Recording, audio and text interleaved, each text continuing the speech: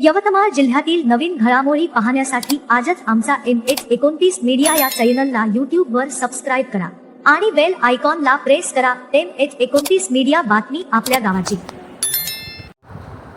आताची मोठी आणि महत्त्वाची बातमी आपण पाहतात. पेपर फुटीमुळे नीट परीक्षा रद्द. त्याच परीक्षा केंद्रावर होणार पुन्हा पेपर.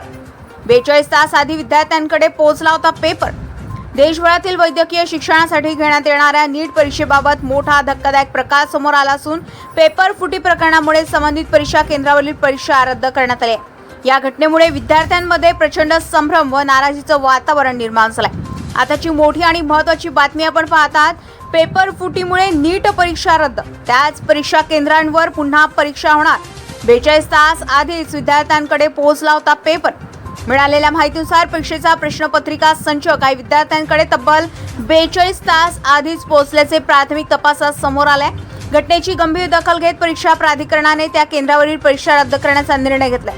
विद्यार्थ्यांचं नुकसान होऊ नये यासाठी त्याच परीक्षा केंद्रावर पुन्हा परीक्षा घेण्यात येणार असल्याची माहिती अधिकाऱ्यांनी दिली आहे. नव्यानं होणाऱ्या परीक्षेची तारीख लवकरच जाहीर करण्यात येणार असल्याचं सांगण्यात आलंय. दरम्यान पेपर फुटी प्रकरणामुळे प्रामाणिकपणे अभ्यास करणाऱ्या विद्यार्थ्यांमध्ये संताप व्यक्त होत आहे. अनेक विद्यार्थ्यांनी या प्रकरणाची सखोल चौकशी करून दोषींवर कठोर कारवाई करण्याची मागणी देखील केली आहे. पालकांनी देखील शिक्षण व्यवस्थेवरील विश्वास डळमळीत होत असल्याची भावना व्यक्त केली आहे. तपास यंत्रणांनी या प्रकरणाचा तपास सुरू केला असून पेपर फुटीमध्ये कोणाचा सहभाग आहे, प्रश्नपत्रिका कशा पद्धतीनं बाहेर आली याचा शोध घेतला जात आहे.